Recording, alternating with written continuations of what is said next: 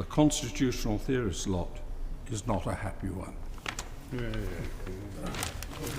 My Lords, although he is momentarily not in his place, it would be remiss of me not to welcome the noble Lord Dunlop to this House, as he and I first worked together in the Conservative Research Department some 30 years ago, and it's good to have him here. I'd also like to associate myself with the remarks the noble Lord Bew made during his very important speech about my friend Sir Brian Cubban, whose exemplary commitment to public service was in the very best traditions of the civil service, and we mourn his passing. My Lords, I'd like to address an issue of fundamental constitutional and legal importance, free speech, in particular with regard to the debate that is beginning about the future of the Human Rights Act, and I declare my interest as Executive Director of the Telegraph Media Group accordingly. My Lords, I strongly welcomed the commitment in the Conservative Manifesto to, quote, defend press freedom and continue to defend hard-won liberties and the operation of a free press, end quote, alongside specific pledges on the protection of journalistic sources. I'm sure none of us needs reminding about the crucial role of a free press, and if we did, we need look no further than the role the press has played in uncovering the squalid corruption at the heart of international football, for far too long brushed under the carpet by those who should have been scrutinising and regulating it. It will be the role of this House to make sure the government lives up to those commitments on free speech, in particular in relation to a number of the bills we will be receiving that could have a significant impact on freedom of expression. We should be on our guard. For instance, we concentrated a good deal at the end of the last Parliament on the inadequacies of the Regulation of Investigatory Powers Act, which was being regularly abused by the police and local authorities to spy on journalists. I therefore welcome the forthcoming Investigatory Powers Bill, which is intended to modernise the law and bring in appropriate oversight and safeguards for media investigation, reporting and protection of sources. The devil will be in the detail of those vital clauses, and we must seek to ensure that they really do provide a shield law to protect journalists and their sources from intrusive surveillance. We cannot afford another Ripper rushed onto the statute book without proper scrutiny of the serious impact it could have on freedom of expression. We shall also have to look carefully at the extremism bill, which will take the state into potentially difficult areas of censorship. We all want to see an end to the vile outpourings of extremist groups preaching hate and terror, but not in a way which undermines our own essential liberties. In other areas, I'm extremely pleased to see that there is to be a serious root and branch reform to the bail system, limiting pre-charge bail to 28 days in all but exceptional circumstances. In recent years, the abuse of the bail system to punish journalists for suspected crimes, for which in the overwhelming majority of cases they have now been found not guilty, has had a profound chilling impact on press freedom. These reforms will go a long way to ensuring that this shameful position, which has already destroyed a number of lives, can never be repeated. My Lords, the main point I want to make today surrounds the issue of human rights, about which we've had a huge amount of heat in recent days, but precious little light.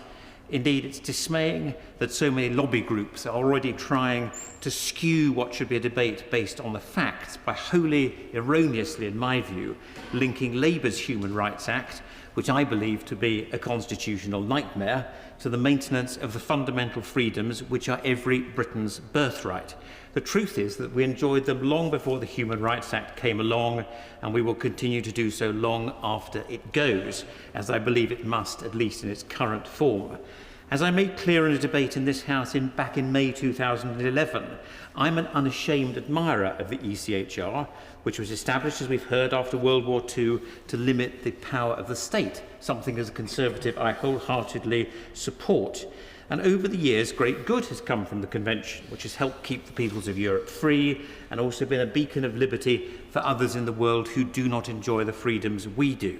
And as somebody who cares passionately for free speech and is involved in the business of publishing, I know how important, for instance, Article 10 on freedom of expression is. Newspapers have relied on it many times in the past to tackle reactionary legislation, including the libel laws, which we reformed in the last Parliament, and will do so again, not least in an inevitable challenge to the draconian terms of the Crime and Courts Act on exemplary damages, which passed through Parliament with no scrutiny or indeed for concern of the Convention rights in 2013. And from a personal point of view, I'm only too acutely aware of how the ECHR has helped bring about human equality, something from which I have benefited.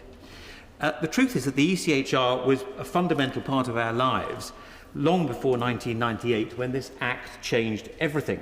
As happens in so many other countries, if somebody believed that the state was not living up to its ideals, they could take a case to Strasbourg where we would be required to find a remedy for any breach. It was a common sense system which worked well.